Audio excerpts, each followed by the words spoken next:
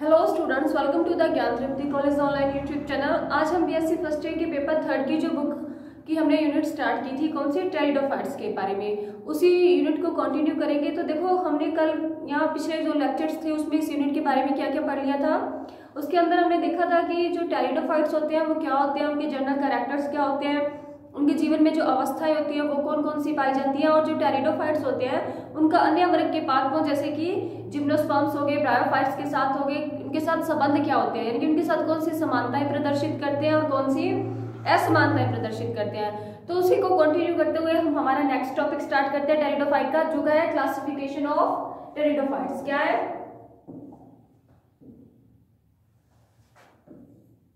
Classification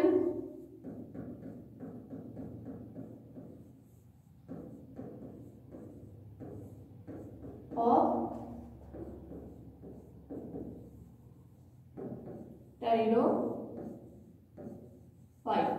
देखो, इसके अंदर हमने क्या पढ़ना है क्लासिफिकेशन ऑफ टेरिडोफाइट के अंदर। इसके अंदर हमने देखना है कि जो टेरिडोफाइट प्लांट्स है उनका जो क्लासिफिकेशन किया गया था वो किस हिसाब से किया गया, यानी उनको कितने ऑर्डर्स में, कितनी क्लासेस में और कितने डिविजन्स में डिवाइड किया गया। ठीक है, और कौन से साइंटिस्ट ने दिया था सबसे अच्छा जो क्लासिफिकेशन था वो किस साइंटिस्ट का था। ठीक है, तो देखो, सबसे पहले जो सबसे प्रचलित जो क्लासिफिकेशन है वो है स्मिथ का।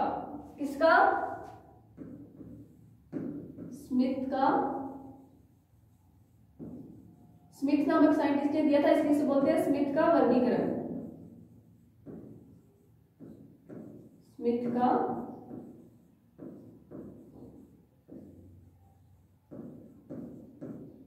वर्गीकरण। अब देखो, स्मिथ के वर्गीकरण में स्मिथ ने क्या बताया, इसमें इन्होंने बताया कि जो टेरिडोफाइट होते हैं उनको कितनी क्लासेस में या कितने ऑर्डर्स में या फिर कितने डिविजन्स में बांटा गया। देखो, स्मिथ ने अपना वर्गीकरण जो दिया था वो 1938 में दिया था। 1938 में इनकी एक बुक थी जिनका नाम क्या था, जिस बुक का नेम था क्रिप्टोफाइटिक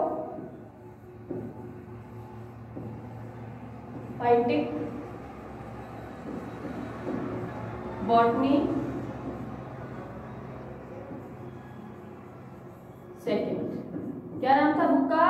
क्रिप्टोफाइटिक बॉटनी सेकेंड, या फिर इसको क्या बोल सकते हैं, क्रिप्टोगैमिक बॉटनी सेकेंड। क्रिप्टोफाइटिक या क्रिप्टोगैमिक।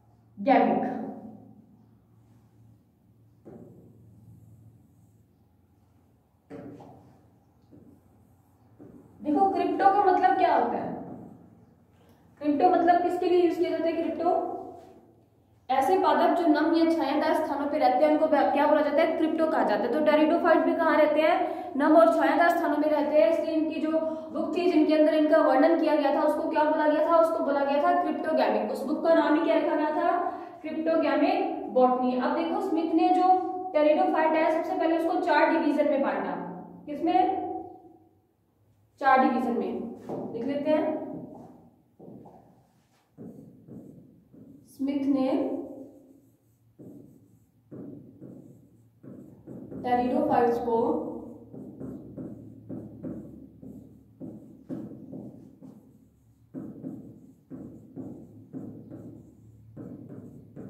4 डिवीजन में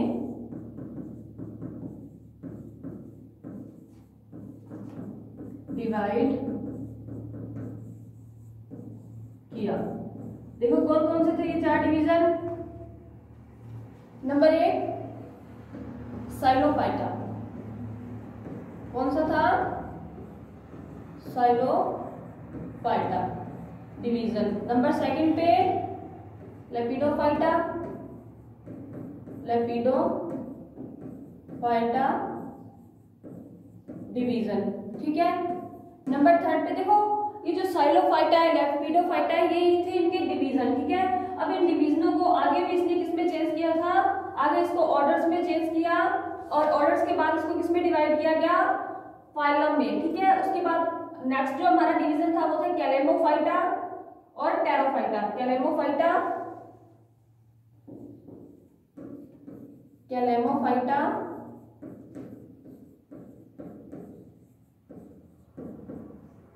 और टेरोफाइटा। ठीक है। ये हो गया हमारे 4 डिविजन्स। अब इन डिविजन्स को आगे क्या किया गया, इन डिविजन्स को आगे स्मिथ ने किसमें डिवाइड किया, ऑर्डर्स में। किसमें, ऑर्डर में। अब कितने ऑर्डर थे, देखो जो साइलोफाइटा डिवीजन है हमारे पास, उसके अंदर कितने ऑर्डर थे टोटल, उसके अंदर जो ऑर्डर्स थे उनकी संख्या थी 2। कितने थी, 2। तो हम यहाँ ऑर्डर के ब्रैकेट में लिख देते हैं 2। तो लेपिडोफाइटा में कितने थे, 4 ऑर्डर। कितने थे, 4 ऑर्डर। ऑर्डर को हिंदी में बोलते हैं गण। क्या बोलते हैं, गण। ठीक है। तो अब ऑर्डर्स है जो उनको आगे किसमें डिवाइड किया जाएगा, उसको आगे फाइलम में डिवाइड किया गया। ठीक है। अब देखो इसके अंदर क्या थे, कितने टोटल ऑर्डर थे, 4 ऑर्डर थे। ठीक है। उसके बाद नेक्स्ट है हमारे पास जो कैलेमोफाइटा, इसके अंदर 3 ऑर्डर थे। और जो टेरोफाइटा है इसके अंदर भी कितने थे, 3 ऑर्डर।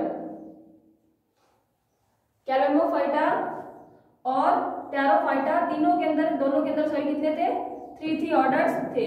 अब इन ऑर्डर्स को आगे किसमें डिवाइड किया गया था, इन ऑर्डर्स को आगे डिवाइड किया गया था फाइलम में। फाइलम यानी कि कुल को आगे क्लासेस में, क्लासेस को सब क्लासेस में, इस प्रकार इनका डिवाइडेशन किया गया। लेकिन मेनली जो स्मिथ ने वर्गीकरण दिया था उसके अनुसार इनके जो 4 डिवीजन थे वो थे साइलोफाइटा, लेपिडोफाइटा, कैलेमोफाइटा और टेरोफाइटा। अब इनको किस बेस पे डिफरेंशिएशन इनका किया गया, यानी कि इनके क्या क्या आधार थे जो इनको वर्गीकृत किया गया, देखते हैं। सबसे पहले देखो स्मिथ के अलावा और भी कई ऐसे साइंटिस्ट थे जिन्होंने अपना क्लासिफिकेशन या वर्गीकरण दिया, लेकिन वो उतना प्रमाणित या क्लासिफाइड वर्गीकरण नहीं था जितना कि स्मिथ का था। देखो उसके अलावा कौन कौन से साइंटिस्ट आए थे जिन्होंने अपना क्या दिया था, क्लासिफिकेशन। प्रेंटल ने दिया, ईम्स ने दिया, टिपो ने, लिख देती हूँ मैं, अन्य वर्गीकरण। और किस किस के हैं, प्रेंटल, ईम्स, टिपो आदि साइंटिस्ट आए जिन्होंने क्या दिया, अपना अपना क्लासिफिकेशन दिया टेरिडोफाइटा से रिलेटेड। लेकिन जो सबसे प्रमाणित जो हमारा क्लासिफिकेशन था वो किसका था, स्मिथ का क्लासिफिकेशन था, जिसके अंदर टेरिडोफाइट्स को 4 ऑर्डर्स में 4 डिविजन्स में डिवाइड किया गया था। ठीक है। अब देखते हैं हम पर्टिकुलर जो एक एक डिवीजन है उसके सिम्टम्स क्या है। सबसे पहले साइलोफाइटा के देखेंगे, फिर लेपिडोफाइटा के, फिर कैलोफाइटा के और फिर टेरोफाइटा के। ठीक है। तो करते हैं सबसे पहले हमारी स्टार्टिंग साइलोफाइटा से। हेडिंग डालते हैं हम हमारी साइलोफाइटा।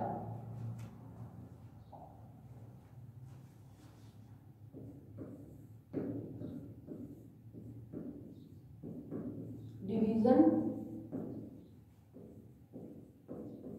साइलोफाइटा। अब देखो ये जो साइलोफाइटा डिवीजन होता है, क्या सिम्टम्स होते हैं इनके, क्या लक्षण होते हैं इनके अंदर, जो टेरिडोफाइट्स पाए जाते हैं उनको किस आधार पे डिवाइड किया गया है। देखो सबसे पहले जो साइलोफाइटा है ये सबसे प्राचीन प्रकार के साइलोफाइट्स हैं। इनके हम सिम्टम्स लिखते हैं, सबसे प्राचीन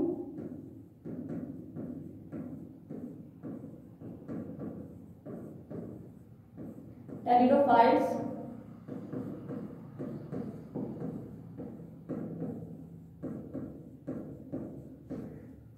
जिनके अंदर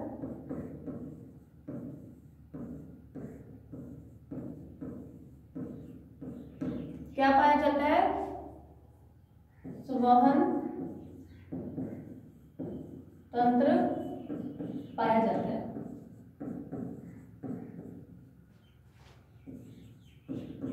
अब देखो क्या मतलब है इस लाइन का, कि जो ऐसे कौन से टेरिडोफाइट थे, सबसे पहले टेरिडोफाइट जिनके अंदर क्या पाया गया था, संवहन तंत्र यानी कि जाइलम फ्लोएम पाए गए थे। तो जो साइलोफाइटा वर्ड के या साइलोफाइटा डिवीजन के जो टेरिडोफाइट्स थे वो ऐसे सबसे प्राचीन जो टेरिडोफाइट्स थे जिनके अंदर क्या पाया गया था, संवहन तंत्र यानी कि जाइलम फ्लोएम पाए गए थे। ठीक है। ये तो हो गया फर्स्ट सिम्टम। अब सेकंड सिम्टम क्या है, सेकंड ये है कि इनकी जो आकृति होती है, इनकी संरचना या आकृति अत्यधिक सरल होती है। क्या होती है, अत्यधिक सरल होती है। ठीक है। आ रहा है समझ में, सरल यानी कि इनकी जो क्योंकि सबसे प्राचीन प्रकार के थे तो इनकी एकदम सरल संरचना थी, इनके अंदर कोई भी डिवाइडेशन नहीं हुआ था। ठीक है। अब उसके बाद देखो नेक्स्ट कैरेक्टर क्या है इनका, नेक्स्ट कैरेक्टर है कि इनकी जो उत्पत्ति है, इनकी उत्पत्ति पश्च सिलुरियन काल में हुई। पश्च सिलुरियन काल यानी कि जो हमारे काल है, जब से हमारी पृथ्वी का निर्माण हुआ है, उन कालों में जो सबसे पुराने काल में से एक है सिलुरियन काल। तो सिलुरियन काल में जो टेरिडोफाइट्स थे क्या हुए थे, इनकी उत्पत्ति हुई थी काल में हुई। ठीक है, उसके बाद देखो नेक्स्ट इनका कैरेक्टर क्या है कि इस डिवीजन के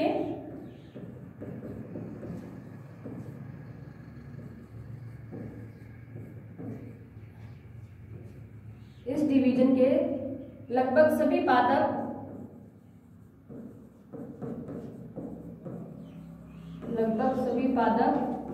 जीवाश्म के रूप में पाए जाते हैं। ये इंपॉर्टेंट है ना, देखो क्योंकि ये सबसे पुराने पादप हैं, ठीक है, सबसे पुराने टेरिडोफाइट्स हैं।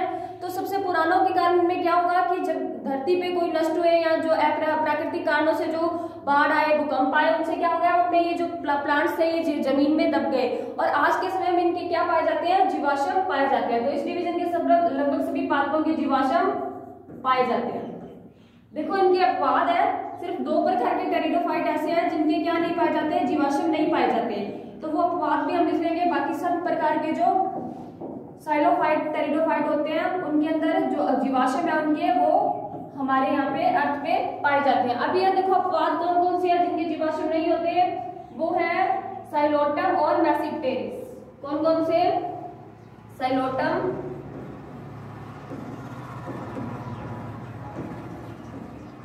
और मैसिप्टेरिस।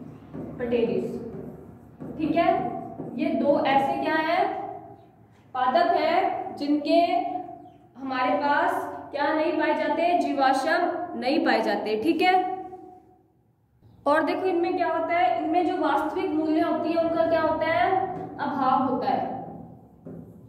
इनमें वास्तविक मूल्यों का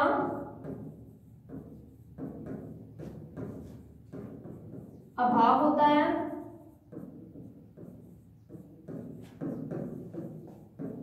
लेकिन मूलाभास इनमें पाए जाते हैं, लेकिन इनमें मूलाभास पाए। देखो लास्ट लेक्चर में मैंने तुम्हें बताया था कि वास्तविक मूल और मूलाभास में क्या अंतर होता है।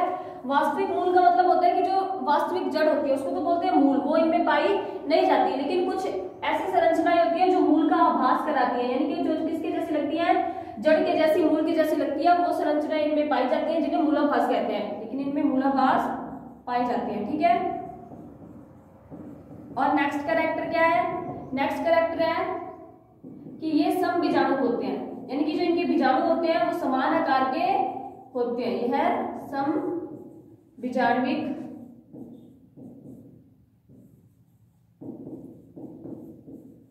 होते हैं।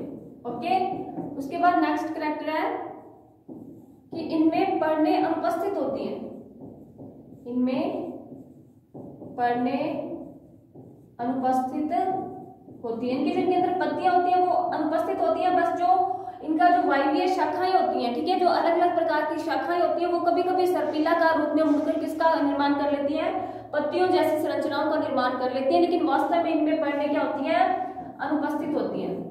उसके बाद नेक्स्ट कैरेक्टर है कि इनके अंदर क्या होता है, जो इनके अंदर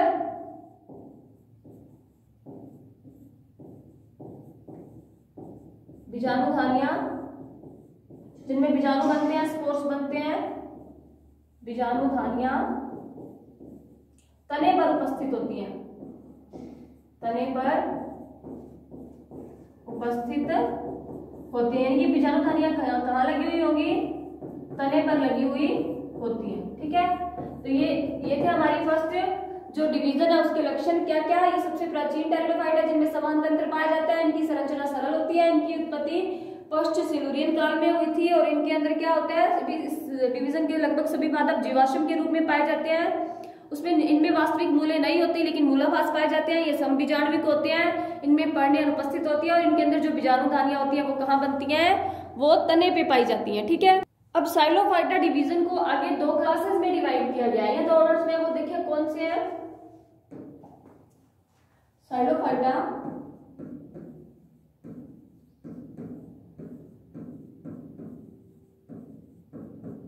डिवाइड इनटू 2 क्लास।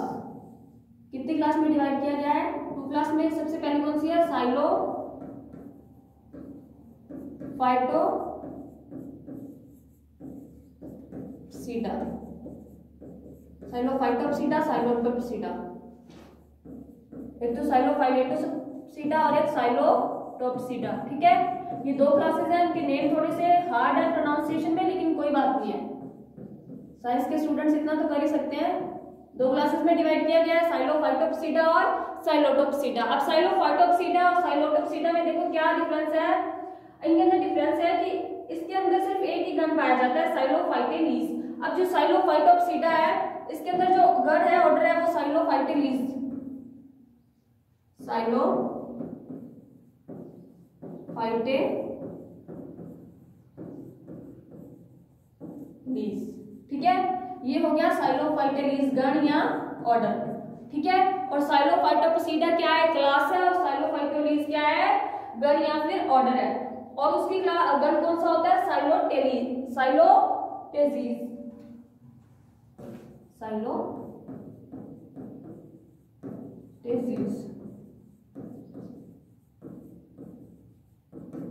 समझ आया आपको?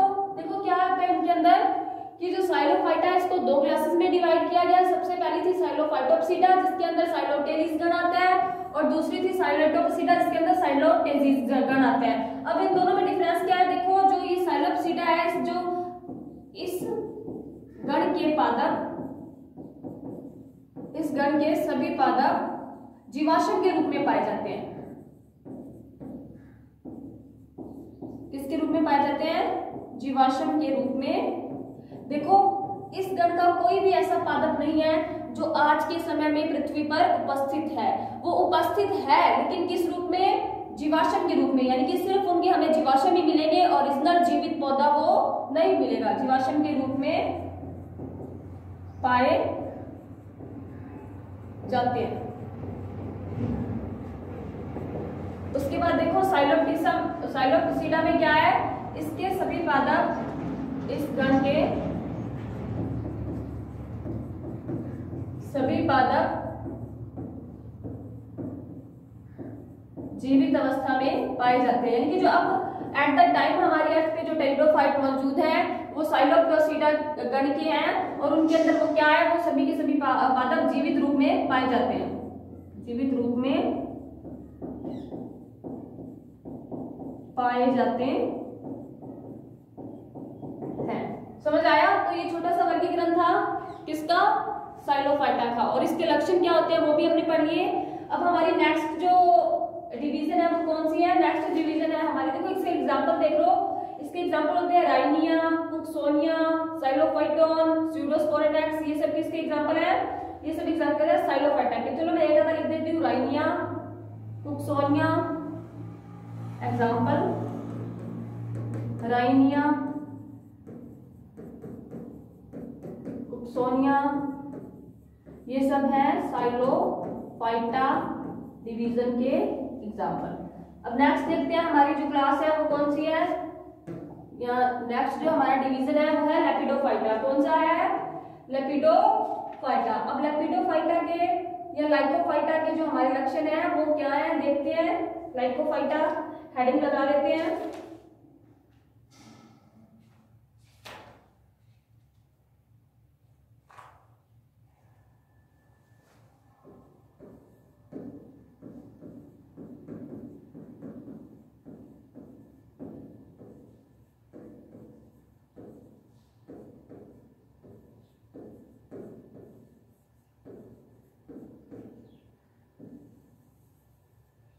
देखो लाइकोफाइटा। अब ये जो हमारे पास डिवीजन है टेरिडोफाइट्स के, इसके सिम्टम्स क्या है देखते हैं। इनके अंदर क्या आता है? इनके अंदर आता है जो देखो इसके अंदर क्या था, इसके अंदर सिर्फ 4 वंश ऐसे हैं, हम लिख लेते हैं। इस गण के या इस डिवीजन के सिर्फ 4 वंश जीवित पादपों के रूप में, जीवित पादपों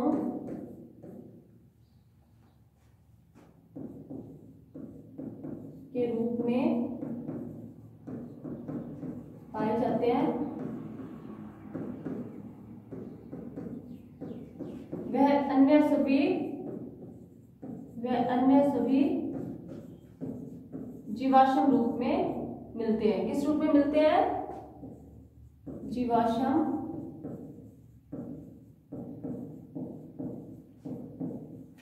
रूप में मिलते हैं। देखो लाइकोफाइटा के अंदर क्या है कि सिर्फ 4 ही वंश ऐसे हैं जिनके पादप जो टेरिडोफाइट्स हैं वो किस रूप में पाए जाएंगे? जीवित पादपों के रूप में अब वर्तमान में हैं। लेकिन जो बाकी सारे के सारे इनके पादप थे वो जीवाश्म रूप में मिलते हैं। अब जो अभी तक वर्तमान में जो जीवित पादप है वो देखते हैं हम कौन कौन से हैं। लाइकोपोडियम एग्जाम्पल, लाइकोपोडियम,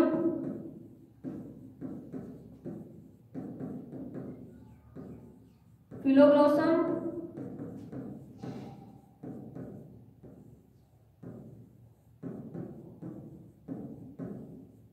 सिलेजिनेला,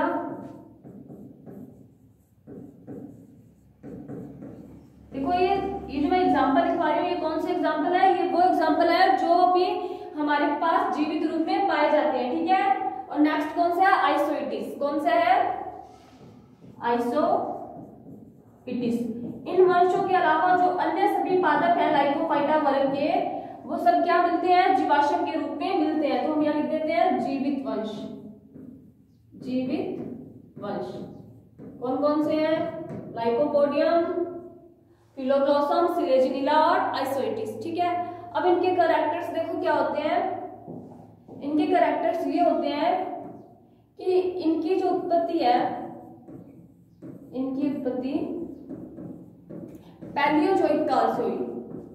साइलोफाइटा की कौन सी हुई थी? सिल्यूरियन काल से। और इनकी कहां से हुई? पैलियोजोइक काल से, ठीक है। पैलियोजोइक काल में इनकी उत्पत्ति हुई।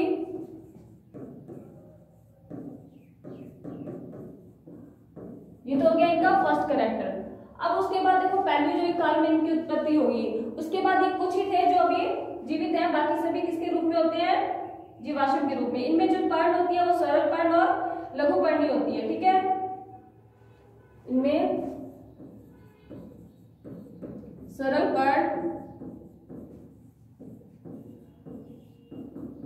पाई जाती है,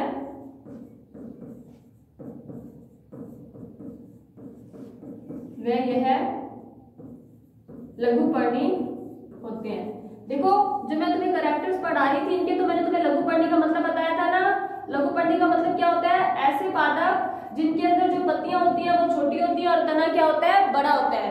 तो जो हमारे पास लाइकोफाइटा गण है या लाइकोफाइटा जो हमारे पास डिवीजन है, उनके क्या सिम्टम्स है कि उनके अंदर जो पौधे होंगे या टेरिडोफाइट्स होंगे वो लघुपर्णी होंगे, यानी उनकी पत्तियां छोटी होगी और उनका तना बड़ा होगा। एक वर्ड हमारे पास यहाँ हो रहा है सरल पर्ण। देखो हमने छोटी क्लास में सरल पत्तियां होती हैं, जो 11th क्लास में पत्तियों का क्लासिफिकेशन पढ़ा होगा।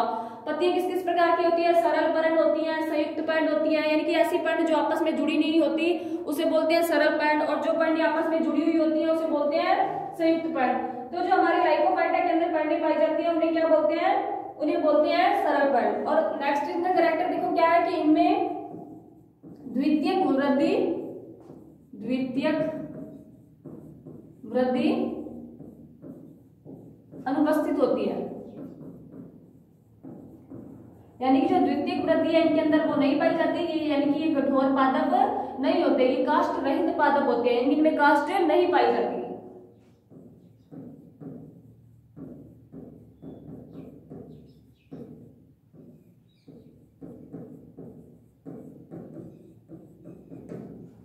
ठीक है, नेक्स्ट कैरेक्टर देखो इसका क्या है। नेक्स्ट देखो एक तो हमने लिख लिया कि द्वितीयक वृद्धि इसमें उपस्थित होती है, लेकिन सिर्फ एक ऐसा पादप है जिसके अंदर द्वितीयक वृद्धि पाई जाती है। जो इसका अपवाद है वो कौन सा है? वो है आइसोइटिस। आइसोइटिस जो पादप है उसके अंदर कुछ अवस्थाओं में जो द्वितीयक वृद्धि होती है वो क्या है? पाई जाती है। ठीक है, लेकिन सामान्यतः द्वितीयक वृद्धि में नहीं पाई जाती। तो ये तो हो गए इनके क्या? सिम्टम्स। और एक और सिम्टम्स है इनका कि इनके जीवाणु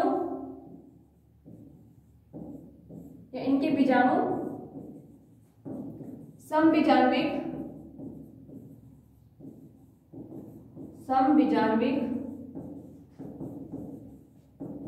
या विषम बीजाण्विक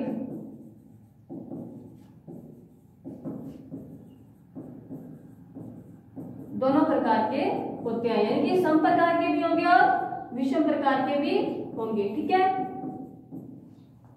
सम जो एक जैसे होते हैं और विषम जो अलग अलग होते हैं। तो ये कंप्लीट हो गया हमारा किसका वर्गीकरण, लाइकोफाइटा या लाइकोफाइटा जो हमारी क्लास थी उसका। अब इसके अंदर कौन कौन से पौधे आते हैं, देखो इसके अंदर आते हैं, इसको भी आगे दो क्लासेस में डिवाइड किया गया है। कौन कौन सी क्लासेस है वो, इलिग्यूलोपसीडा और लिग्यूलोपसीडा।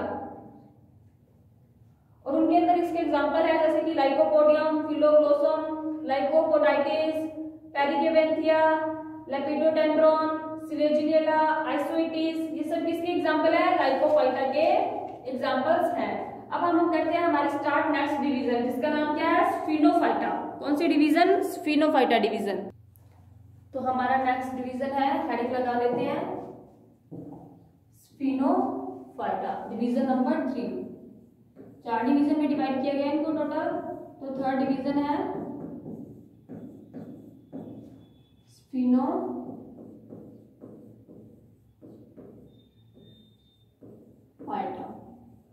अब देखो स्फिनोफाइटा की जो विशेषताएं हैं वो क्या है। देखो स्फिनोफाइटा वर्ग के अंदर जो पादप आते हैं उनको क्या किया जाता है, उनको होस्टेल्स कहा जाता है। इस गण के पादपों को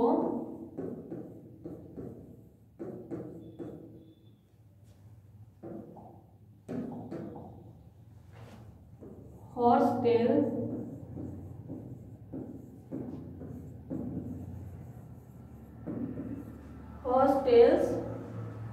कहा जाता है। अब ये हॉर्सटेल यानी कि घोड़े की पूंछ, ऐसा क्यों कहा जाता है, क्योंकि जो इनकी आकृति है, इनकी जो शारीरिक संरचना होती है वो किसके समान होती है, वो हॉर्स की टेल के समान होती है।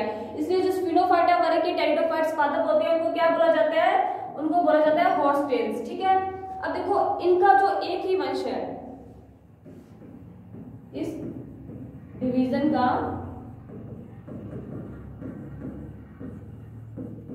एक ही वंश जीवित पादप के रूप में पाया जाता है, यानी कि बाकी सब जीवाश्म है, सिर्फ एक ही वंश ऐसा है जो अभी जीवित पादप के रूप में पाया जा रहा है, जिसके पादप अभी अर्थ पे मौजूद है। एक ही वंश जीवित पादप के रूप में पाया जाता है।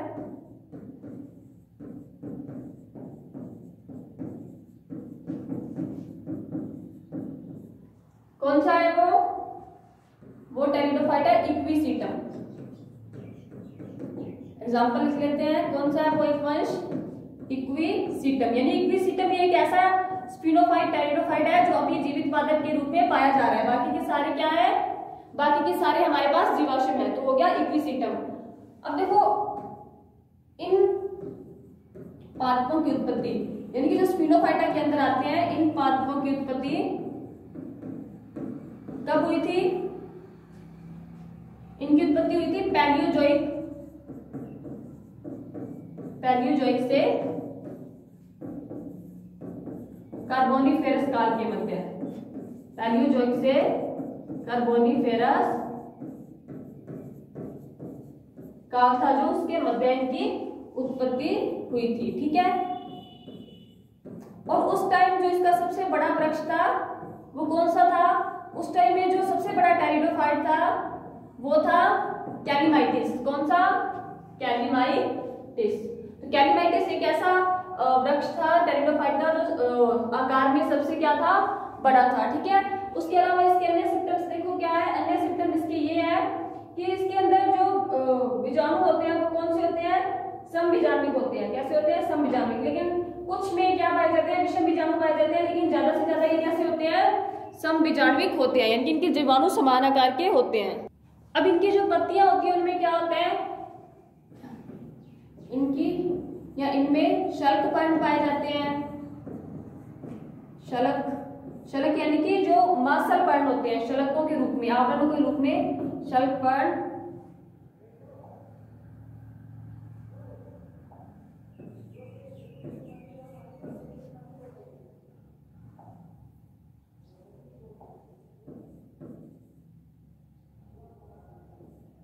शल्क पर्ण पाए जाते हैं। यह समबीजाणविक और विषम बीजाणविक दोनों होते हैं, ठीक है। उसके बाद इनमें द्वितीयक वृद्धि नहीं पाई जाती है। जो अब जीवित पादप हैं उन पादपों में द्वितीयक वृद्धि नहीं पाई जाती, लेकिन जो पादपों के हमारे पास जीवाश्म है यानी कि जो लुप्त हो चुके हैं, जैसे कि मैंने आपको बताया था कैलेमाइटिस, उसके अंदर द्वितीयक वृद्धि थी इसीलिए तो वो सबसे बड़ा था आकार में। इनमें द्वितीयक वृद्धि, ये याद रखना, जो जीवित पादप है उनमें द्वितीयक वृद्धि नहीं पाई जाती और जो लुप्त हो चुके हैं उनमें पाई जाती थी।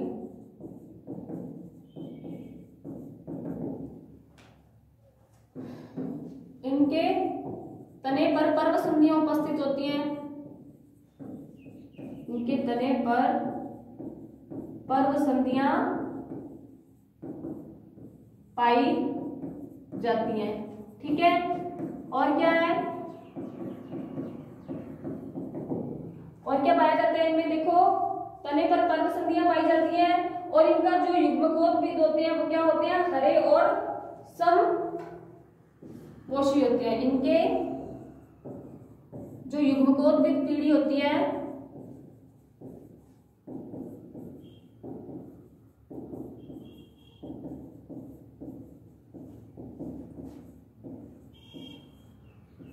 हरी व समपोषी होती है, यानी कि जो अपना भोजन है प्रकाश संश्लेषण के द्वारा खुद बनाती है। हरी क्यों होती है, क्योंकि उसमें पर्णरहित वर्णक पाया जाता है, ठीक है। तो ये हो गए हमारे कैरेक्टर्स किसके, स्फिनोफाइटा वर्ग के। अब इसके जो हम एग्जांपल देख लेते हैं कि कौन कौन से आते हैं इनमें, कैलेमाइटिस, फेनोफिलम, प्रोटोहाइनिया एंड इक्विसिटम, ये सब इसके क्या है, एग्जांपल्स हैं। उसके बाद हमारे पास नेक्स्ट जो डिवीजन है वो नेक्स्ट डिवीजन हमारी कौन सी है, नेक्स्ट डिवीजन है फिलिकोफाइटा। कौन सी है, फिलिकोफाइटा। तो आपको ये चार डिवीजन और इनके कैरेक्टर्स याद रखने हैं, डिवीजन, फिलिकोफाइटा। अब फिलिकोफाइटा के अंदर क्या होता है, देखो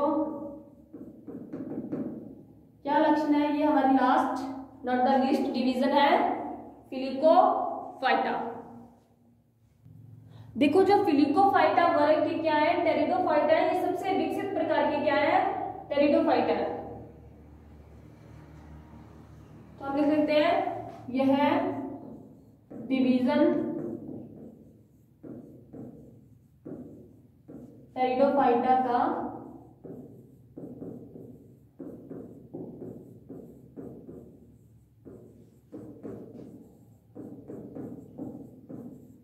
सबसे बड़ा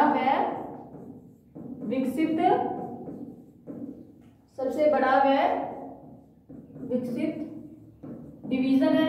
देखो जो आज के समय में सबसे ज्यादा टेरिडोफाइट्स पाए जाते हैं वो इसी डिवीजन फिलिकोफाइटा के पाए जाते हैं, और सबसे ज्यादा जो विकसित पादप है, सबसे ज्यादा विकसित भी जो टेरिडोफाइटा है वो कौन से है, फिलिकोफाइटा है। तो यह डिवीजन टेरिडोफाइटा का सबसे बड़ा व विकसित डिवीजन है। इस डिवीजन के पादपों को क्या बोलते हैं, इस डिवीजन के पादपों को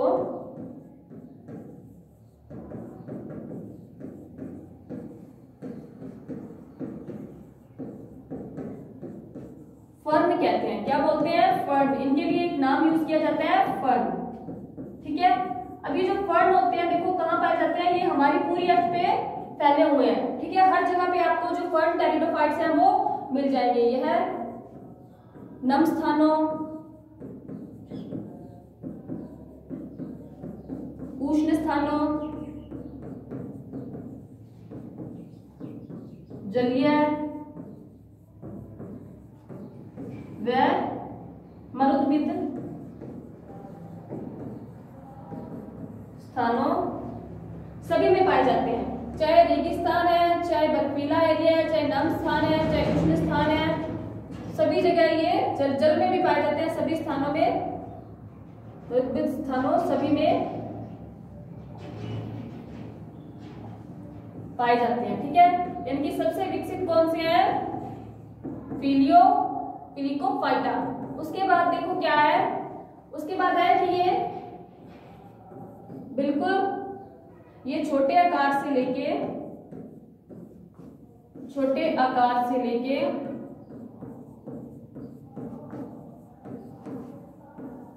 बड़े वृक्षों तक विकसित है। यानी कि इसका छोटे से छोटा पौधा भी पाया जाता है और बड़े से बड़ा वृक्ष भी हमारी अर्थ पे एट द टाइम प्रेजेंट है, बड़े वृक्षों तक विकसित है।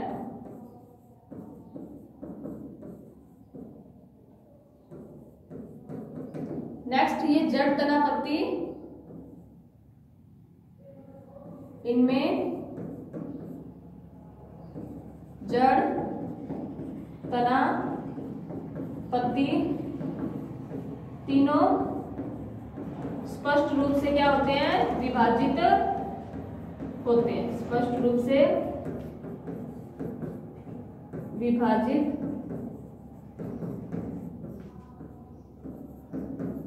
होते हैं। ठीक है, और देखो और इनमें जो हमारी क्या आते हैं टेरिडोफाइट्स आते हैं, वो कौन कौन से? इनकी एग्जांपल हम देख लेते हैं। इनकी एग्जांपल है हमारे पास जैसे कि प्रोटोप्टेरियम, ब्रोटीपेटेरिस, क्लेडोजाइलॉन आदि। ठीक है, कैरिस, एंडेटेमियम, और क्या है? अब देखो सबसे छोटा पादप है इसका एंडीएटम, और सबसे बड़ा पादप है इसका कौन सा?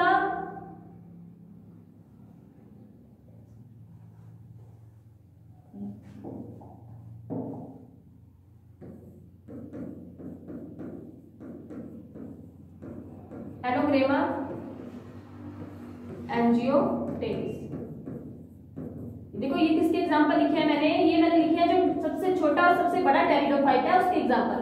जो हमारी अर्थ पे एट द टाइम प्रेजेंट है उनमें से सबसे छोटे आकार का जो टेरिडोफाइट है वो है एनोग्रामा, और जो सबसे बड़े आकार का है वो कौन सा है? एंजियोटेरिस। ठीक है, तो आप ये याद रखना। और एक इसका ये कैरेक्टर है कि इनमें जो कैम्बियम होती है, इनमें कैम्बियम अनुपस्थित होती है। कैम्बियम नहीं होगी तो क्या नहीं होगी? द्वितीयक वृद्धि नहीं होगी। द्वितीयक वृद्धि नहीं होगी तो ये जो इनमें क्या नहीं बनेगी? इनमें कास्ट नहीं बनेगी, और कास्ट नहीं बनेगी तो ये जो क्या होंगे? ये पादप कोमल होंगे, ज्यादा मजबूत नहीं होंगे। इनमें कैम्बियम अनुपस्थित होती है, अर्थात द्वितीयक वृद्धि नहीं होती। द्वितीयक वृद्धि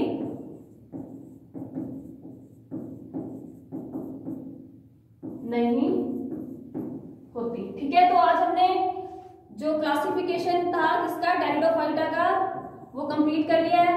कल की क्लास में हम इसका नेक्स्ट टॉपिक करेंगे। आज के लिए इतना काफी है। Thank you so much.